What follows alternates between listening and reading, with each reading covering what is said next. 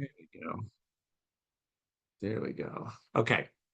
So we are going to start with Reverend Joanna Harader, who serves as pastor of Bethel College Mennonite Church in North Newton, Kansas. She is a wife, parent, and grandparent. She adores her mini Australian cattle dog, and she's tolerated by a cat who graciously lets her live in his house. In addition to pastoring and writing, she enjoys making art, playing board games, reading, and napping. Not necessarily in that order. She has a book called Expecting Emmanuel, which is an Advent devotional based on the women of Jesus's genealogy. So you can reach out to her if you would like to purchase one of those. And she's going to give us a faith framing, a way that we can think about the conversation that we're having tonight as through a faith lens. So I will invite, I'm going to spotlight you. And please, Reverend Harader. Thank you, Rabbi Moti. The moral of that story is be careful what you put on your little blog blurb, because you never know who's going to read it to a group of 200 people on Zoom. So it is good to be here with you all. Honored to be on a panel with so many people with such deep knowledge and advocacy. I'm excited to hear what they have to share too. As a pastor, and I'm sure other faith leaders on this call can relate to this, people come to me a lot with questions. What does God think of this? What should I do about this as a person of faith? How should I respond to this?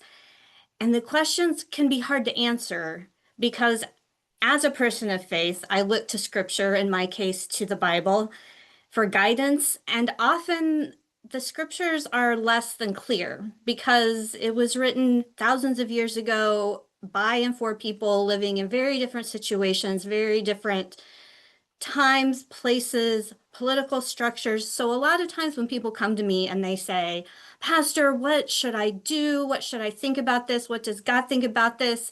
I say, I'm not sure, or it's complicated, or I'll get back to you on that. And then I hope that they forget the question.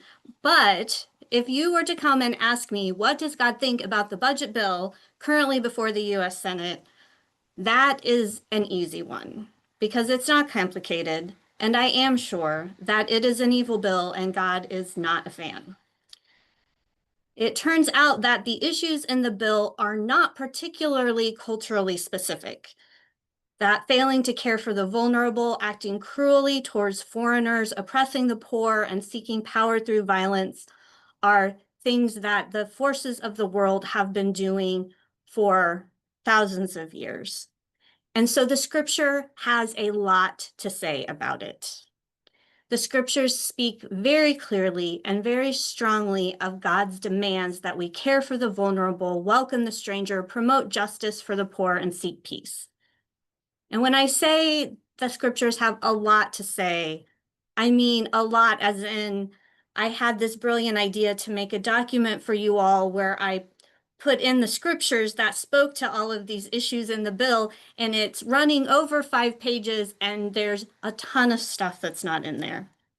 But Sagi does have that PDF that will be shared with you in the chat. If you're interested, you can download it. It has some of the things that the proposed bill would do, along with some of the scriptures that speak against those things. And the scripture passages are pretty short, not because I'm trying to get away with something in proof text, but just because I didn't want it to be any longer than it already is. So I encourage you to look up the full contexts. There's Hebrew scripture and Second Testament scriptures. I know that scriptures of other faith traditions have this same emphasis on justice, on care for the poor, speak to all of these issues that our partners will be talking about in this podcast or in this webinar. So I hope that this is a helpful document. Maybe if you're a preacher, you might find a sermon prompt or 20 in there. It might work as a discussion guide for Sunday school classes or small groups, or even a personal prayer guide in these next days and weeks moving forward. We'll hear some good suggestions for political action from our presenters coming up, and I want to encourage us to also consider our faith action, to talk about these issues within our faith community, to pray for the groups that are working on these issues and for the people who are would be affected by the bill. And to just for yourself think and ground yourself in what you believe and why you believe it and why you are taking the stand that you're taking. I had nothing to do with titling this webinar, but I think it is really appropriate that we're calling the forum the Big Bad Bill Forum, because I've been thinking about all the parallels, right? And just like the infamous wolf in the fairy tale, this bill preys on the vulnerable. It seeks to satisfy the seemingly insatiable appetite of the wealthy and powerful elites at the cost of those with less power and less wealth. And mostly like the wolf, this bill is full of hot air. It is a whole lot of posturing with no real clear plan or goal or long-term strategy for actually building things up and making things better in our country. And the bill, or rather the people who support the bill, they're doing a whole lot of huffing and puffing. And they might be able to blow down a house of straw, and they might be able to blow down a house of sticks. But our house, my friends, our house is sturdy and solid. Our house has been built brick by brick by brick by people of faith throughout the centuries, throughout the millennia, people seeking to be faithful to God and to do good by their neighbors. And so while the bill, like the wolf, is committed to destruction, we continue to build our house up with bricks of generosity and kindness, of justice and peace. We build with bricks of wisdom and compassion and bricks of honesty and integrity, bricks of grace and hope and love. It is a strong, solid house. So may we not be intimidated by the threats of the huffing and puffing, but may we hold fast to the teachings of our faiths, and may we be guided by the loving hand of God as we continue to build our solid house of justice, brick by brick, together. Amen. Amen. Thank you so much, Reverend. Okay. Where is April? Where are you, April? No, it's not a matter of you waving. It's a matter of me finding your square. All right. Now April gets for me to read her website. April Holman is the executive director of the Alliance for Healthy Kansas. The Alliance was formed in 2016 to educate Kansas policy leaders and citizens about the health and economic benefits of expanding CanCare, the state's Medicaid program for low-income children and adults. And as we've been through the wars together a little bit on this, and I think we still are, April has spent the past 2 decades working to improve public policy in Kansas. She's a licensed attorney and holds degrees from Washburn University School of Law and Bethany College in Lynchburg. So all the ELCA people will go, ee. All right. And April has a slideshow. So please take it away, April. Thank you so much. I really appreciate this. I am kind of a rule follower, so I use the real name of the bill, which seems a little ridiculous as it is, but I tried to put the quotes. I noticed that I only got the one. So you can go ahead and forward the slide or advance the slide. So I'm with the Alliance for a Healthy Kansas. We are a nonpartisan advocacy organization that really is intent on increasing access to affordable healthcare. And the main issue that we've been focused on for many years is Medicaid expansion. We find ourselves in a strange situation where we're actually just trying to defend the federal funding for the Medicaid program this year. But we are fortunate to have many allies in that work. We have a coalition of over 130 organizations statewide that are intent on Medicaid expansion and also Medicaid protection. And there are thousands of individual advocates. Probably many of you have interacted with us, and I'm so grateful for the work that you do. You can go ahead and advance it. Thank you. I want to talk with you this evening about some really scary parts of the Big Bad Bill that have to do with healthcare. So there are two main parts that fall under this category. The first is proposed Medicaid cuts. So there are so many, it's really hard to pick them all out. And really, honestly, this is such a big bill that there are little tidbits that even the House members who voted for them did not realize all of the things that they voted for that were in it. But I will just say this bill does a number of things that shrinks the Medicaid program and pulls money out of it to be reallocated to tax cuts. And some of the ways that this happens are really directed specifically at states that have already implemented Medicaid expansion, which is a policy that was first allowed during the when the Affordable Care Act was passed. 40 states already have it, including all of our neighbors. And I think that unfortunately, that means that people in Kansas and also some of our congressional delegation believe that Kansas really gets off without much harm by in this bill. That is not the case. And I'm here to talk with you just a little bit about what we believe the impacts will be of these cuts on Kansas. So the first is that overall, there is $715 billion in cuts to the Medicaid program between now and 2034. So that's how much money they are taking out of the program with this bill. And it's expected that those cuts will increase the number of uninsured people nationally by about 10.3 million. And in Kansas, it's estimated that there will be 30 to 40,000 people who are uninsured as a result of this bill. So if people tell you this does not harm Kansas, you now have the numbers to push back. And that 30 to 40,000 number came from KFF, the Kaiser Family Foundation.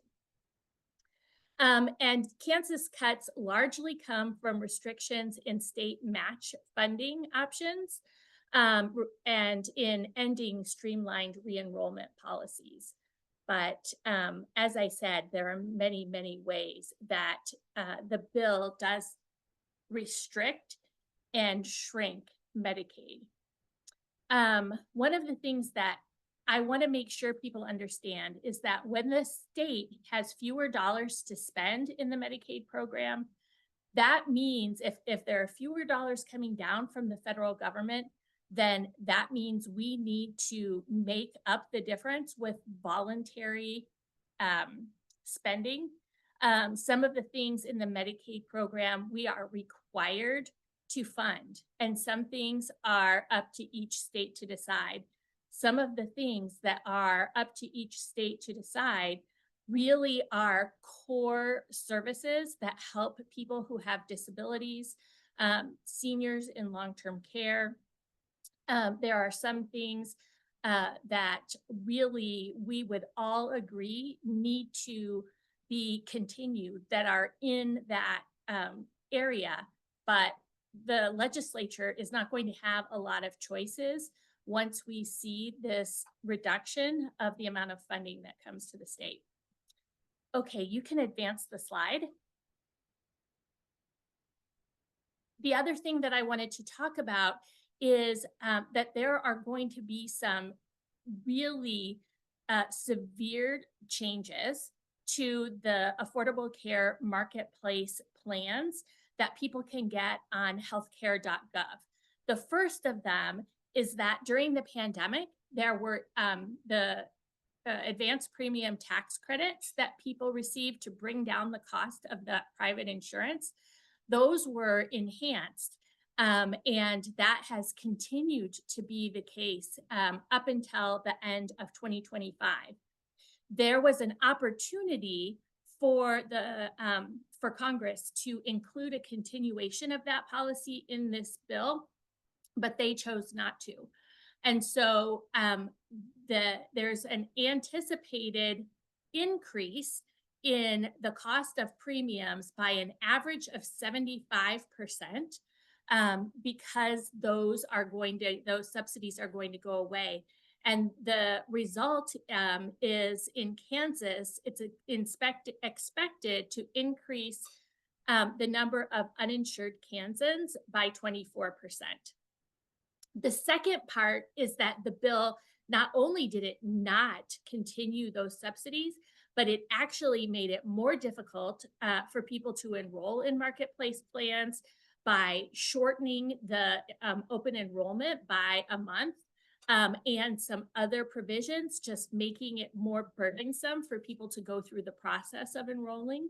And it also makes it less generous, the coverage less generous for people, because there's an end of incentives to encourage higher coverage plans. The bill, just the part in the bill that changed, is estimated to result in 4.2 million uninsured Americans, in addition to the people already priced out because of the end of those tax subsidies. So it's a little bit of a double whammy, and it means that Kansas providers and Kansas consumers are going to really be hurt by both the changes in the marketplace subsidies and also the cuts to Medicaid. You can advance the slide. We have a petition up. If you would like to use this QR code, it will take you to a place where you can weigh in and send an email to Congress asking them to protect Medicaid. If you have any questions, you can advance the slide. My contact information is april@expandcancare.com. We have several people on our team. Our director of communications, Lacey Kennett, I believe, is also on this call, as is Marissa Alcantar, our policy and advocacy specialist. We all have our first name followed by @expandcancare.com. And we would love to hear from you if you have questions, and are very grateful for the advocacy that you all are doing. And with that, I hope that I have at least given you an idea of what's at stake. It's a lot and it's very scary, and I'm happy to answer questions later when it's time.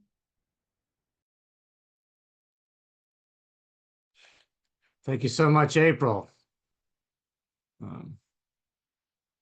Interesting to see how the alliance, is in place and was able to pivot to this major federal effort, and really applaud them for their agility, I would say, in that regard. Okay. All right. Where are you, horse girl?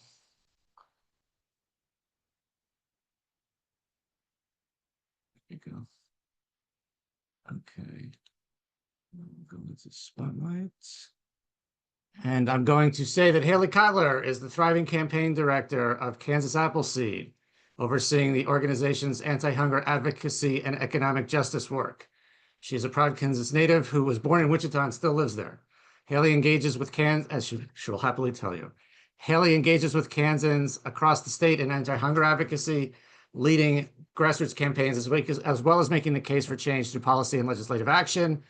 Haley's fight for justice is rooted in a devotion to equity and fairness for all, and she is also a nationally ranked equestrian. Please take it away, Haley.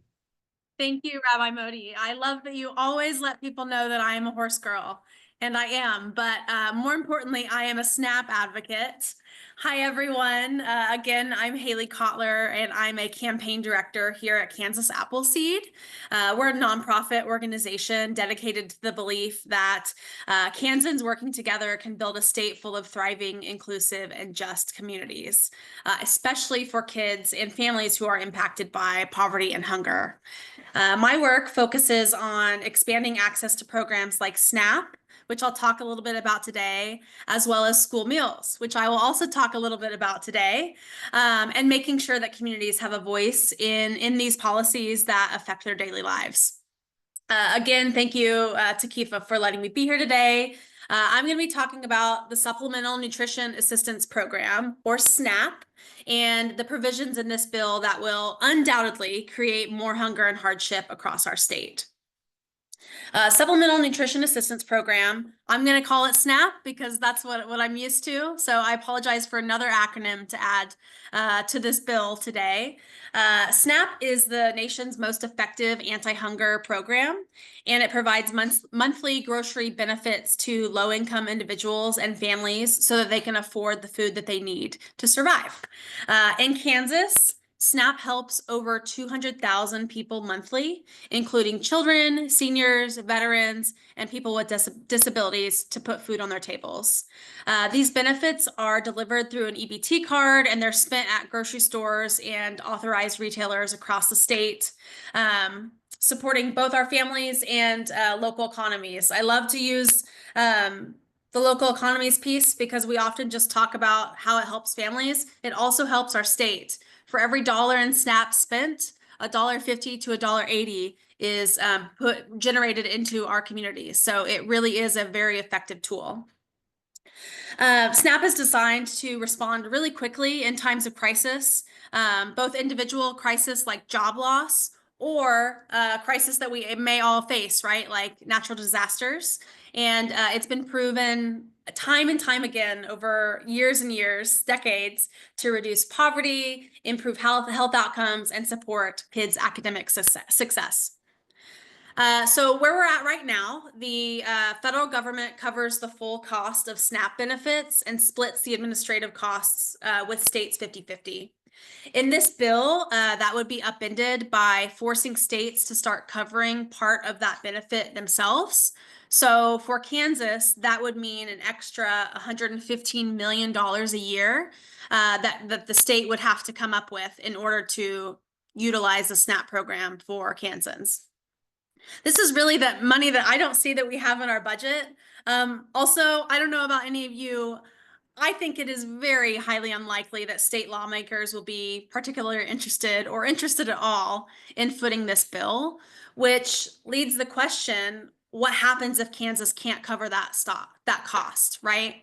If I had to have my magic ball or read the writing on the wall, I would say that we could potentially be left with terrible choices. And that would include cutting benefit amounts for families, which are already incredibly measly. They would create more red tape where there's already a lot of red tape in Kansas for this program. It could push folks off the program altogether. I think there's also the reality where SNAP just doesn't exist. And I hate to be a worrywart like that. However, we were just in DC last week and no one could answer the question, what happens if the state can't or won't foot the bill? So I think that all of these are realities that we could face.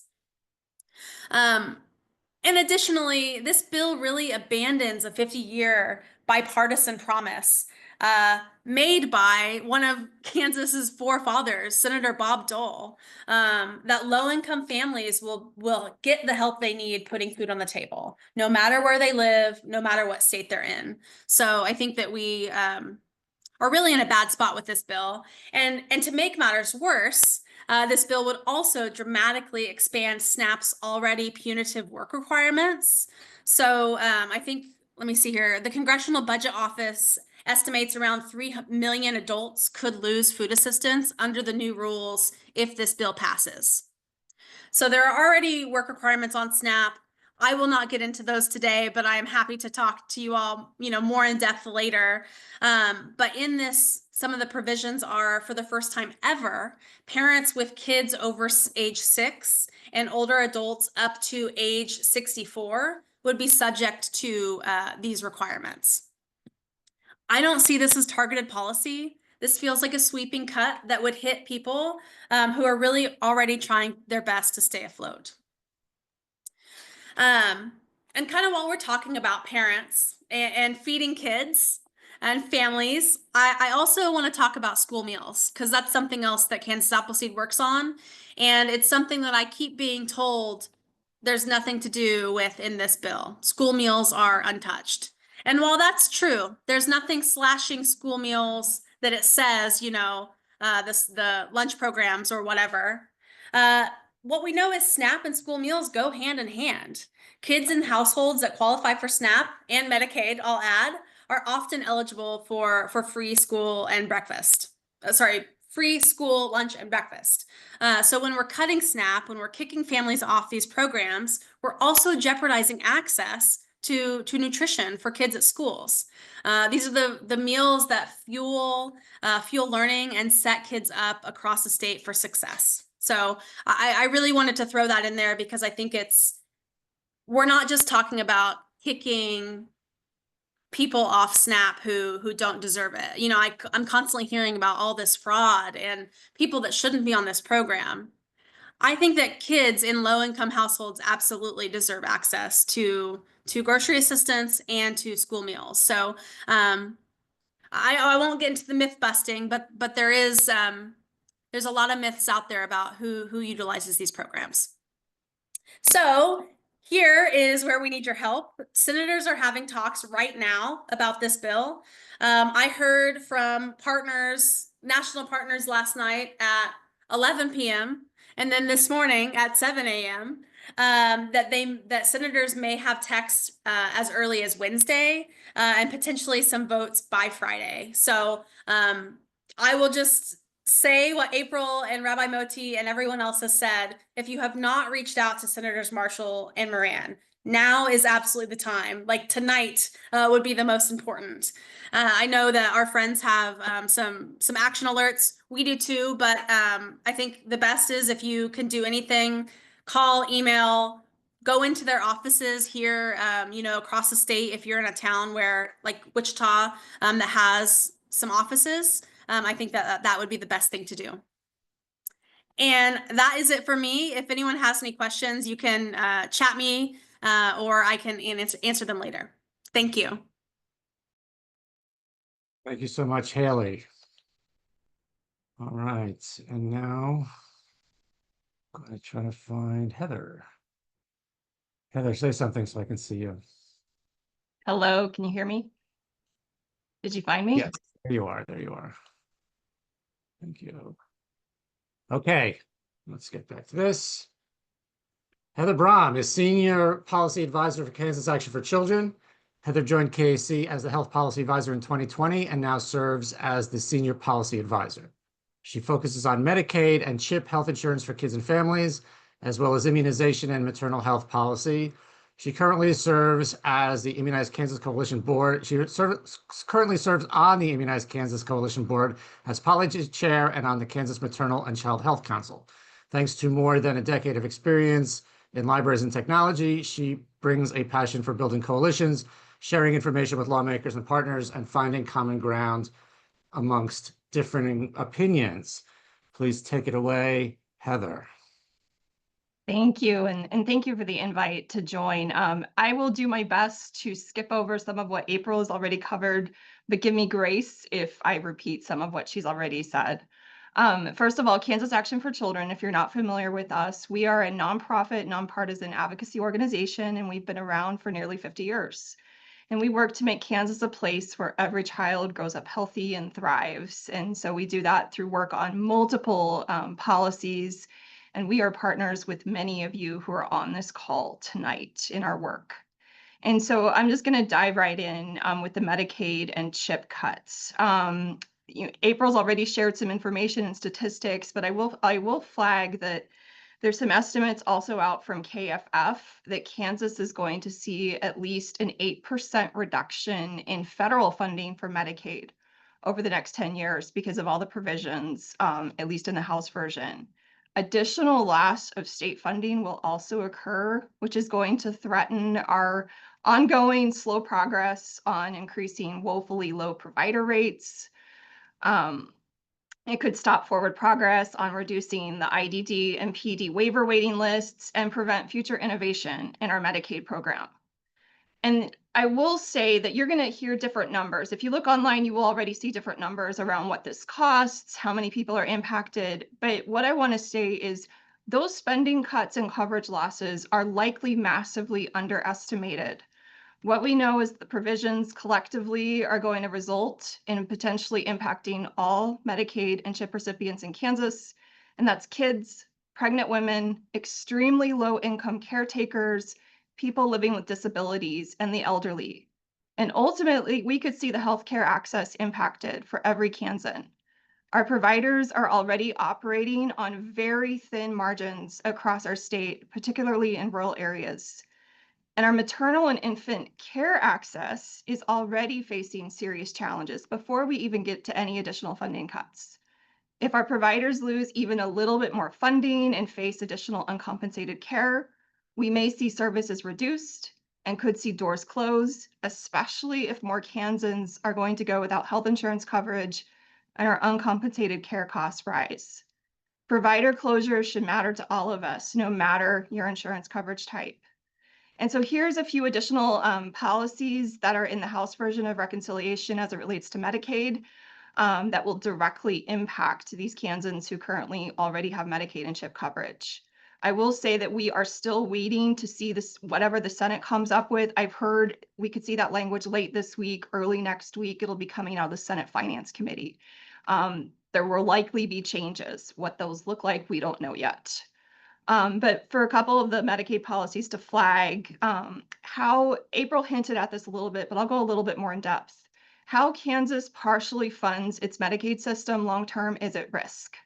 The House version prevents any new provider taxes from being added in the future or increases of existing ones.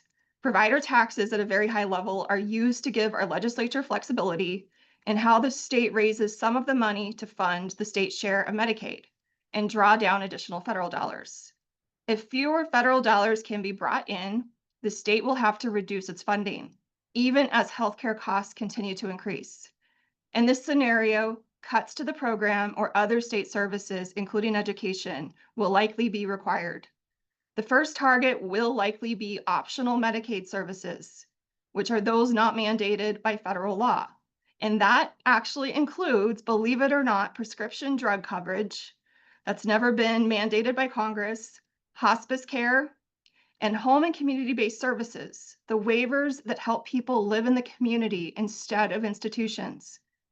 Kansas may stop seeing slow but forward progress on addressing long IDD and PD waiver waiting lists, and complex medical needs kids who rely on waivers to stay at home instead of at a hospital or institution for their care may see their options threatened.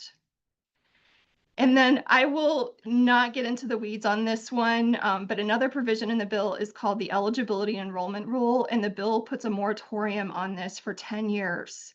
And what this is, it's a federal rule that was finalized more than a year ago with several years of implementation deadlines at the state level. And what it would do is it streamlines and simplifies enrollment and renewal procedures for both Medicaid and CHIP, particularly for children, seniors, and people living with disabilities. For example, one part of the rule would make it easier for kids to transition between CHIP and Medicaid or Medicaid and CHIP as family income changes. The House reconciliation version does place a moratorium on this for 10 years. And we are very concerned that the many provisions that were going to come from this rule will result in many eligible Kansans losing their coverage due to paperwork or systems issues. It is a very weedy policy issues, but one of the provisions that will most impact current Kansas and Medicaid CHIP recipients. Happy to send more information out if anyone is interested in really getting into the weeds of this one. And then I will skip the federal marketplace piece I had because April's already covered that. What I do want to quickly cover from KAC's interest is some changes in reconciliation to the child tax credit and the earned income tax credit. And so at a very high level, there is a provision in the bill that makes ineligible for the child tax credit any American child with one or more parent who lacks a Social Security number, regardless of their immigration status. This measure not only acts as a marriage penalty for mixed status households, but it is expected to revoke the child tax credit eligibility of 4.5 million children across the country, including 42,000 Kansas kids. We are going to see a disproportionate impact in the Midwest. We have the ninth largest population in the Midwest, yet we will see the second highest number of impacted children behind only Illinois. And we believe it is because Kansas has more mixed status households than people realize. And then the earned income tax credit has a newly found concerning change as well. In 2022, more than 130,000 Kansas families covering more than 230,000 children claimed the earned income tax credit. But a reconciliation change threatens their participation, as families will now be required to pre-certify every year before claiming dependents. The additional red tape will likely result in many families losing out on this important tax credit as they struggle to navigate additional paperwork hurdles. We are also concerned about the SNAP provisions, but for the sake of time, I will just ditto everything Haley said, but highlight again the very concerning new provision around parents with school-aged children and the work reporting requirements. We are particularly concerned because children at the age of 7 should not be left at home. And are we going to see parents having to choose between going to work or whatever their assignment is to show that they're meeting their work reporting requirement or stay home with their sick child? That is really concerning to us. We also believe it will disproportionately impact caregivers and people with disabilities who have yet to successfully get their determination gotten. So just in closing, working Kansas families will be hit from multiple angles if the Senate moves forward with similar or even harsher provisions in their version. And these provisions, or worse, actually become law. Working Kansas families are being squeezed from all sides, and many adults are delaying having children or not having them at all due to financial constraints. We all want Kansas to be a place where it's easy to raise a family. With the multiple layers of changes we've already seen from federal funding shifts, what's in this reconciliation bill, and in the proposed federal budget, we see an avalanche of negative changes coming at families. And they likely don't know yet that it's coming. And so programs like Medicaid, CHIP, collectively known as CanCare, SNAP, the child tax credit, and the earned income tax credit help families keep their heads above water, attempt to prevent medical debt, put food on the table, and help with housing and other basic needs costs. If the bill passes with all of the added hurdles, restrictions, and cuts to these programs, Kansas families will be harmed. We should be making it easier for every Kansan to navigate their life with the support services they are eligible for, not harder. Kansas families deserve much better than what reconciliation will give them. We urge you, like the others have already said, to contact Jerry Moran, Senator Jerry Moran, particularly Senator Jerry Moran, who has indicated he has deep concerns about some of the Medicaid proposals.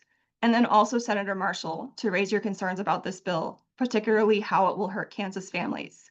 KAC does have an action alert that I'll post in the chat after I get done speaking. I'm also going to share a map that you can share with family and friends in other states. Medicaid and CHIP has different names across our states, and people may not realize that their healthcare is jeopardized because they may not realize that their state's program is actually Medicaid or CHIP.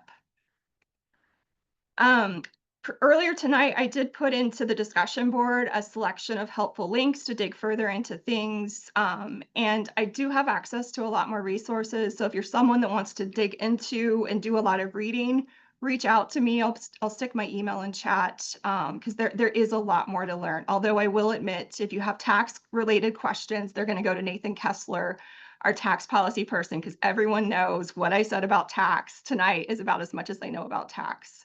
So thank you again for everyone who's concerned about this bill, and thank you for any and all efforts you will do to say to stop it. Thank you. Thank you, Heather. So we copied it. We copied Heather's resource page into a doc on Google Drive, which we have linked in the chat. So you can grab that along with your Joanna study guide. And somebody mentioned in the chat, and I'm sure Heather is pulling her hair out about the about RFK firing the entire virus panel, and we can see her head goes into her hands. Yes, we all have that response. It's just one disaster after another. All right. And now we are moving on to our last presenter, last but not least, Nick Levendofsky. Currently serves as the executive director for Kansas Farmers Union. Nick was the government relations director for Wisconsin Farmers Union from 2020 to 2022, director of external affairs for Rocky Mountain Farmers Union from 2018 to 2020, government relations associate for Wisconsin Farmers Union from 2016 to 2018, and as special projects coordinator for Kansas Farmers Union from 2011 to 2015. He grew up, he is Republic County's favorite son. He grew up on a family farm in north central Kansas, where his family still raises wheat, corn, sorghum, soybeans, and alfalfa, as well as cattle. He graduated from KSU, as he will tell you ad nauseum, with a degree in agricultural communications and journalism in 2010. Nick serves on the board for ruralorganizing.org, as well as on his County Hospital Board Foundation and County Historical Society Board. Please take it away, Nick. Thank you, Moti. Thank you very much. Yes, and go Cats. It's good to see everybody here tonight. This is a wonderful group, and I'm glad that you all care so much about these issues. I'm going to hit on a couple different things. I really want to echo what Haley shared about the SNAP cuts, because those are going to be very detrimental when it comes time to try to pass the next farm bill. And you'll note that I'm not giving the next farm bill a year, because oftentimes we talk about the 2023 farm bill or the 2024 farm bill. Well, those all passed those years, and we extended the current farm bill, which is the 2018 farm bill, in both of those years. So now we're looking at the possibility, big possibility of a 2025 farm bill. But I've decided not to put a number on them just because. So what that would do, those major cuts that we saw happen through the House Agriculture Committee, through the full House, the $313 billion cut to SNAP and food aid would be detrimental to future passage of another farm bill, because it ruins that coalition that we've had for the better part of the last 50, almost 60 years, when Senator Bob Dole of Kansas, a Republican, and Senator George McGovern, a Democrat of South Dakota, excuse me, came together and said, you know, we've got this glut of commodities and we've got all these hungry people. And at a time when farmers weren't getting a very good price for their commodities, they decided, let's marry these two together. Let's create an omnibus bill out of the farm bill and do more than just conservation programs and crop insurance and those kinds of things. Let's tie nutrition programs to it. And when a reporter asked Senator Dole why you would do that, he answered in his dry wit, you know, food and agriculture, do they have something in common? Well, of course they do. We all know that. And it's important because that's how we've gotten a farm bill ever since. We've only had 18 of these farm bills in, 90 some odd years, since 1933. So they are important. I would even go so far as to say that they were the original big, beautiful bills, because they were bipartisan in fashion. You brought people together from both sides of the aisle, urban and rural, and they came together and they supported legislation that would help farmers and rural people, and also folks who are, food insecure.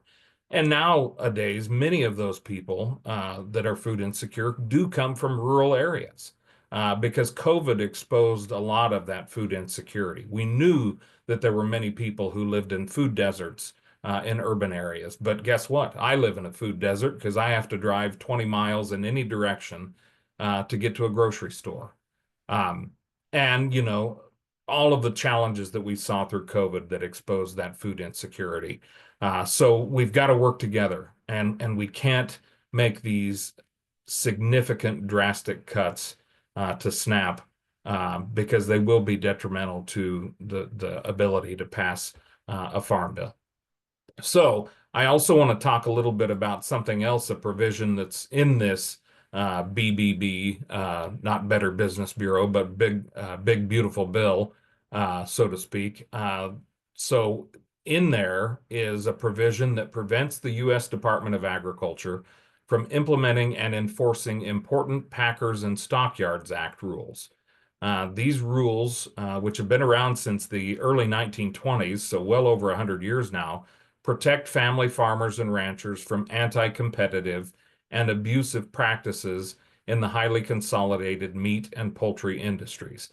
And when we talk about the consolidation in those industries, I'm going to give you some numbers.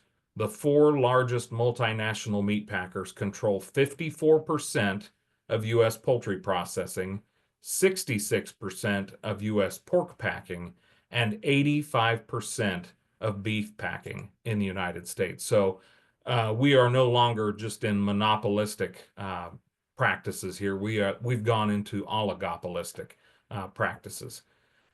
And so because of these attempts to undermine the Packers and Stockyards Act, along with drastic funding cuts to those food and farm programs, National Farmers Union, our parent organization at KFU, opposes this big, beautiful bill in its current form.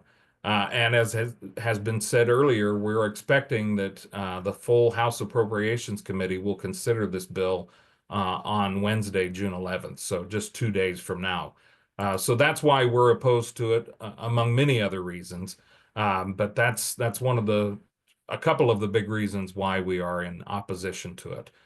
So I'll leave it at that. I know that was kind of quick, but I think we want to save some time for questions as well. So thank you very much.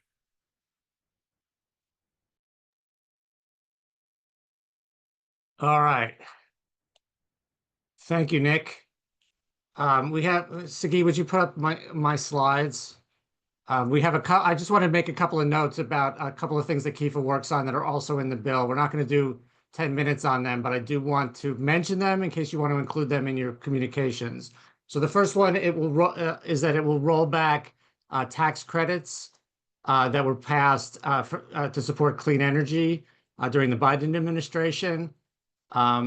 It would go backwards in terms of addressing climate change, which is not necessarily the message you would send to our Republican senators, but it could lead to a 10% increase in residential electricity bills. Houses of worship are taking advantage of the direct pay provisions, which means that they can get a rebate for clean energy and efficiency upgrades in their buildings. This helps manage expenses for congregations, as well as living out their commitments to being responsible stewards of God's creation.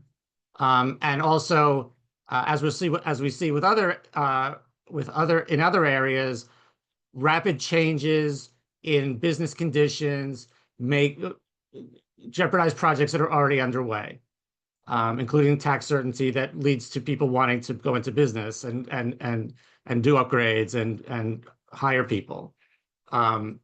We need to have energy to power our economy, and taking away these tax credits. I think some of the Midwest senators, including Moran and Grassley, have expressed caution about this. So if you are a clean energy person, this could be the one for you, because I think it really will have a negative effect on Kansas's clean energy industry. And then moving on to the next one is public education. You may remember in this legislative session, we opposed a bill that would have raised the tax deduction for for donations to private school scholarship funds. And we actually were able to sort of beat that back. It passed the Senate, but did not pass the House. This provisions in the big bad bill make that a national policy. That is a nationwide voucher policy that would prioritize or privilege people who want to send their kids to private, religious, or home schools. Applies to families making 300% of median area income, so that's wealth. That's wealthy.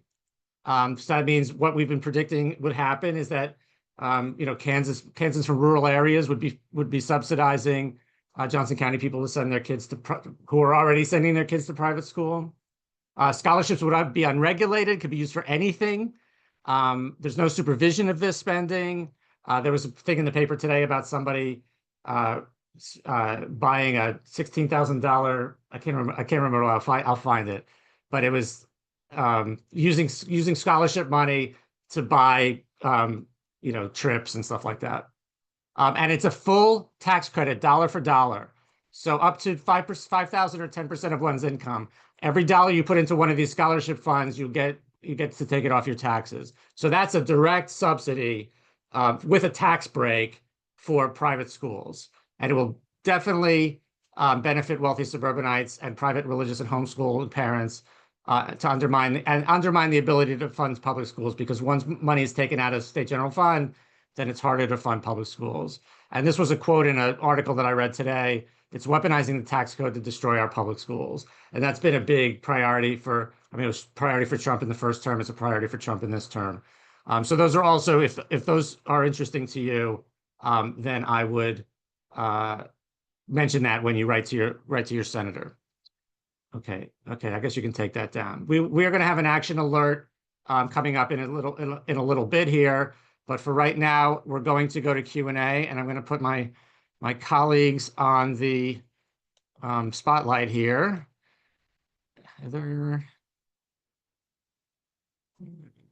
and Haley are right next to each other. How fortunate. Add spotlight.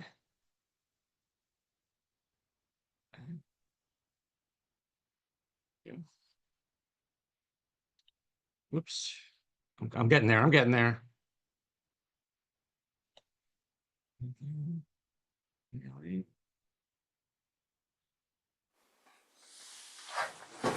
Okay, and Nick.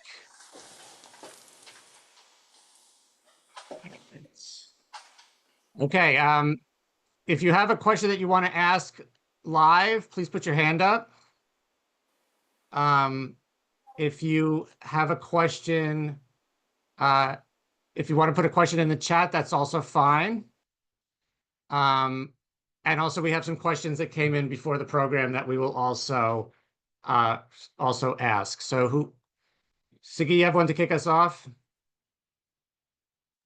Yeah, I'll just go ahead and I'll say it verbally, and then I'll put it in the chat as well. So this is kind of like a few questions into one. So it pertains to the basics about the cuts specifically to Medicaid.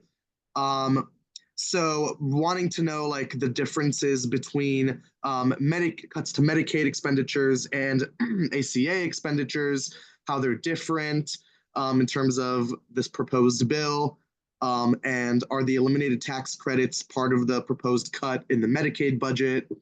Just kind of speaking to the financial differences between Medicaid and ACA/market subsidies. I'm happy to answer that. Should we just jump in, or are you going to tell us who you want to? Yeah, please go ahead. Okay. Go ahead. Just whoever thinks they're the best person. Yeah, so there are separate provisions in the bill that cut Medicaid in many, many ways, and that make it more difficult for people to enroll in the ACA plans and make it easier to water those plans down. That is not the same thing as the fact that we are going to see a huge jump in the cost of premiums on the ACA. That is already scheduled to happen at the end of 2025. And Congress had the opportunity in this bill to continue those higher level subsidies and chose not to do that. So I would say that we have really three things that are going on, and all of them are combining to take coverage and healthcare away from people across the country. And just to, reiterate, that is the fact that they did not address the subsidies that are going away, the fact that they made it more difficult and less generous to participate in the ACA programs in the bill, and the myriad of cuts to Medicaid in the bill.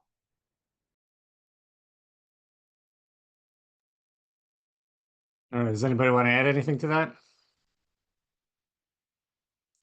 Okay, I saw what, did we talk about Medicare yet? Because I think there was a question in the chat about Medicare and how this potentially could cut Medicare. So April, are you prepared to field that one too?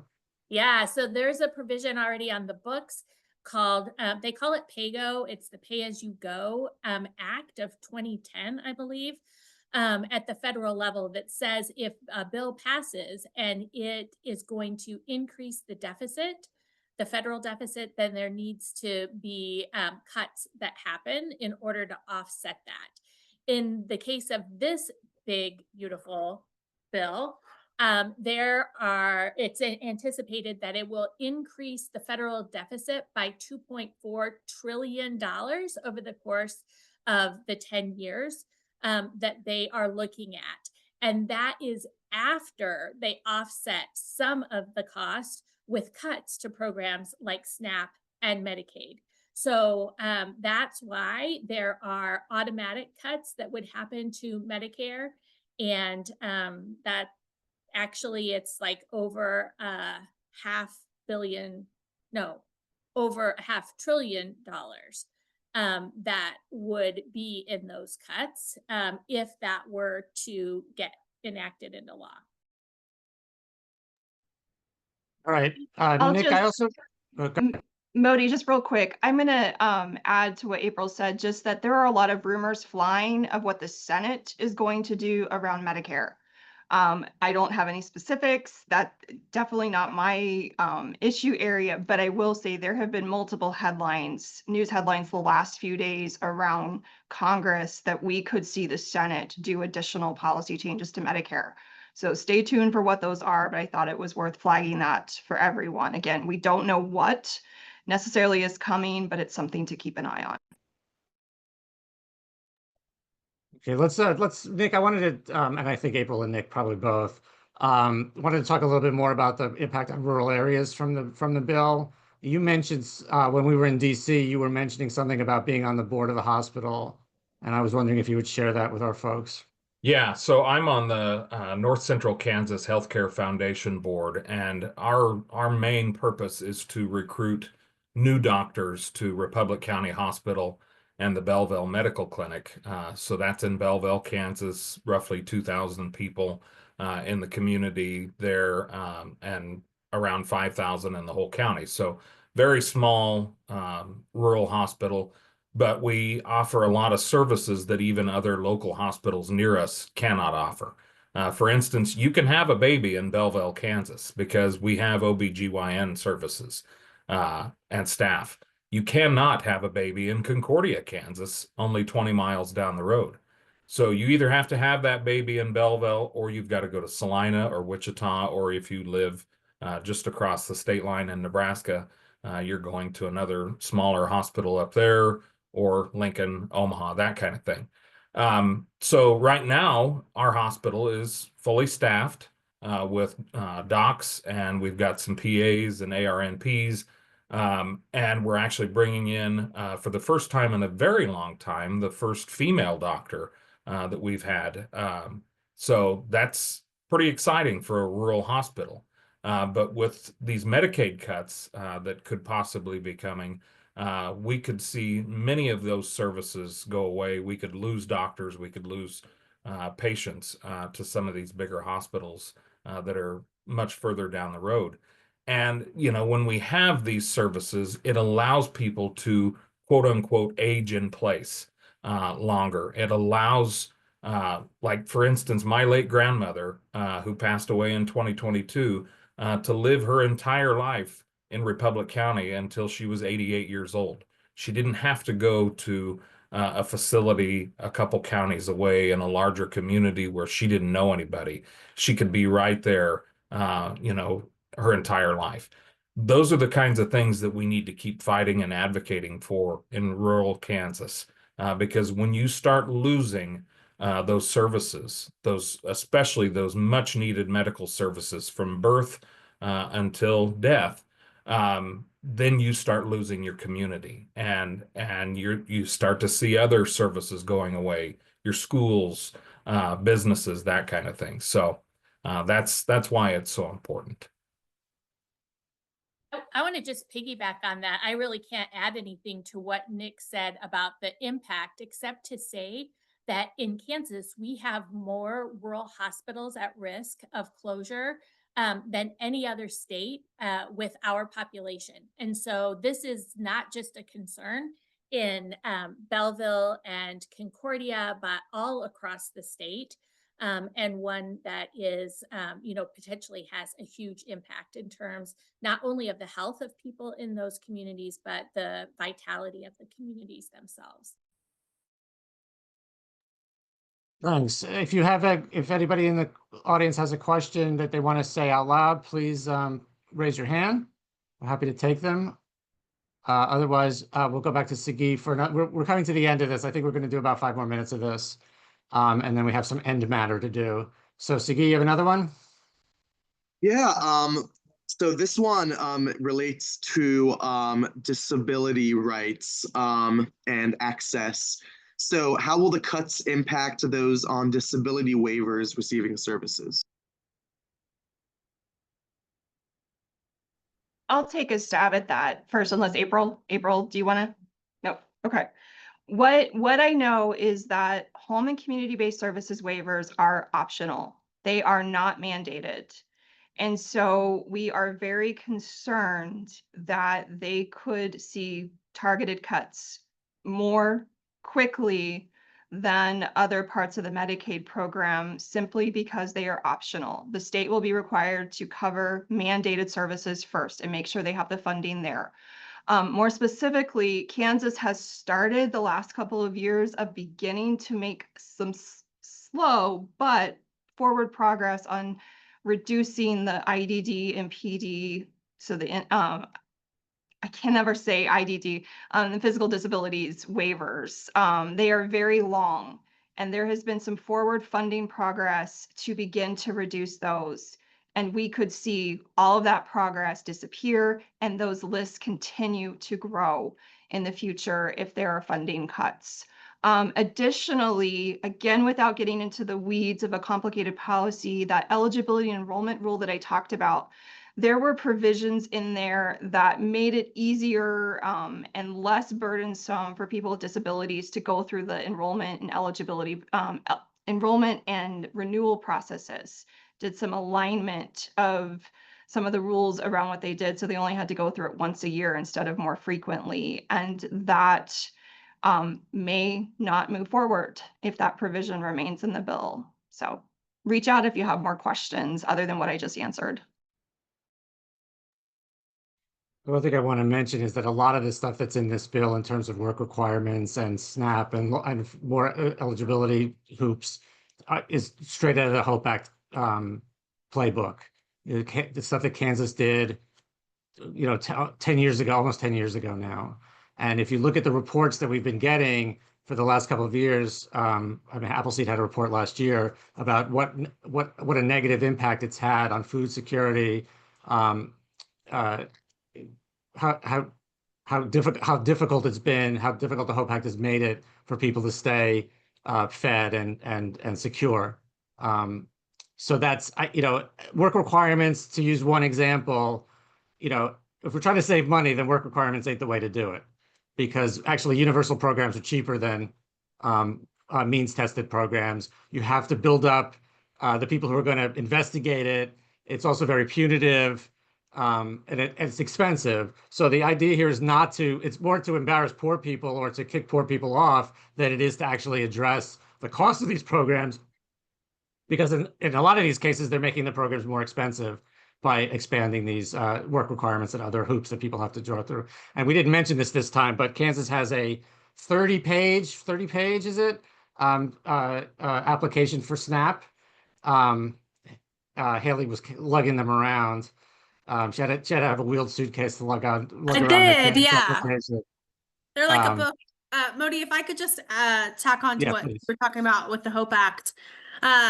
Just speaking candidly here, I do have some concerns with this bill. I mean, tons of concerns with this bill, as I talked about, as my colleagues here talked about.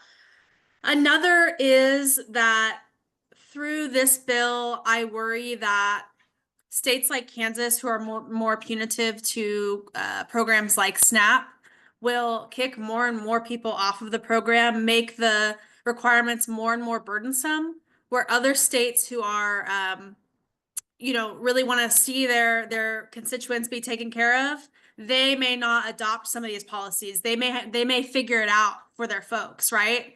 Whereas Kansas, we're just gonna continue to go along with it. The other reality is Kansas already ranks 49th out of 51 states and territories around SNAP accessibility. There's something called the SNAP Accessibility Index. And it has a lot of things in it, but it really just shows us, is this program accessible in your state? And in Kansas, we rank almost last. So I just wanted to say that is another one of my concerns, that Kansas will continue to erode this program.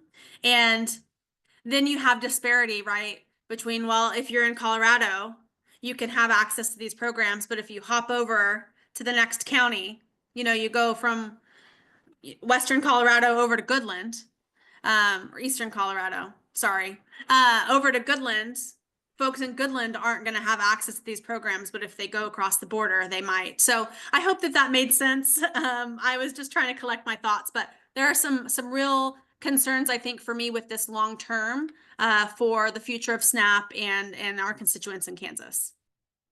And just to go back to the question about the impact on people living with disabilities, is you will hear a lot of messaging at the national level that these proposals are not supposed to impact that group of people.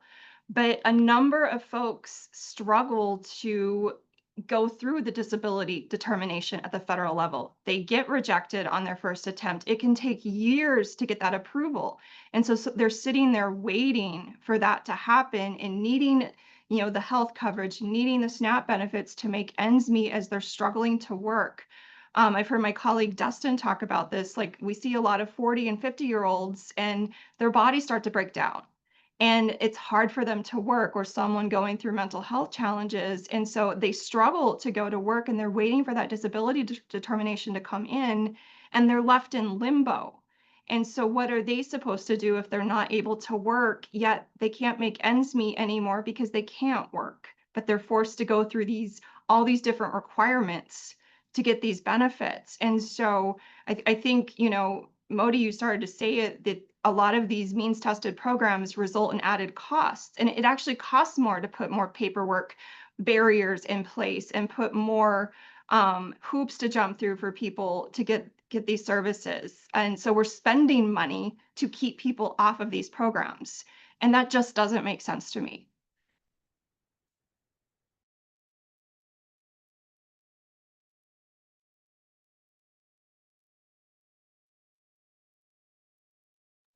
Sorry. Let's give some snaps to our panelists.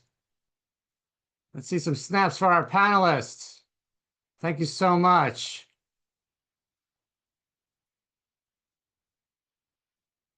All right. Thanks so much. Thanks so much. All right. I think we have a couple of concluding slides here as we move to the end of our evening. Sagi, would you please put them up?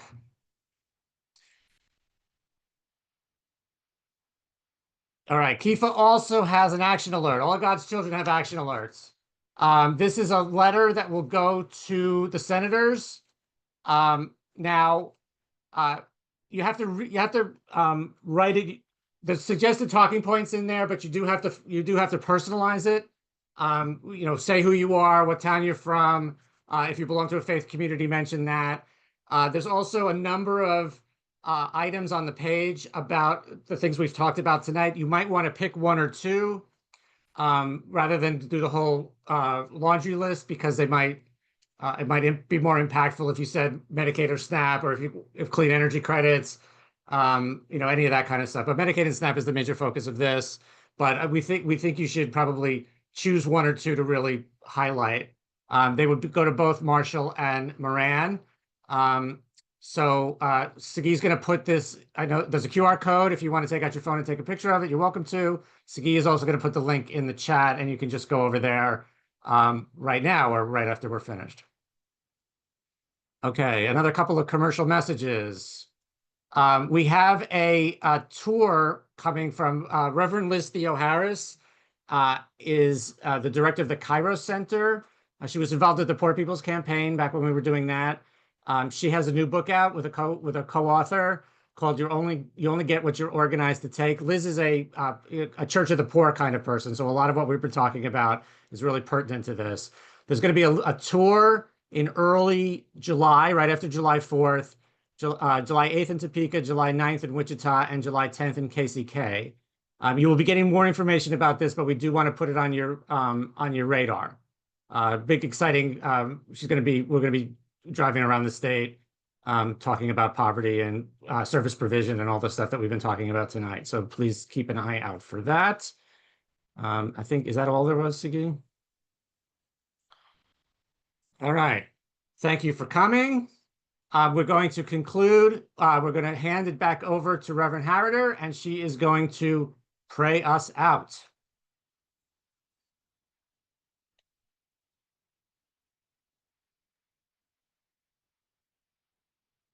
Any of the rest of you, like Jack, want to know more about God's unhappiness, I commend to you the book of Isaiah. Lots of good stuff in there. It's been wonderful to be with you all and to just know that we're all in this together. So let's pray. Holy One, you hear the cries of those who suffer, the cries of the oppressed.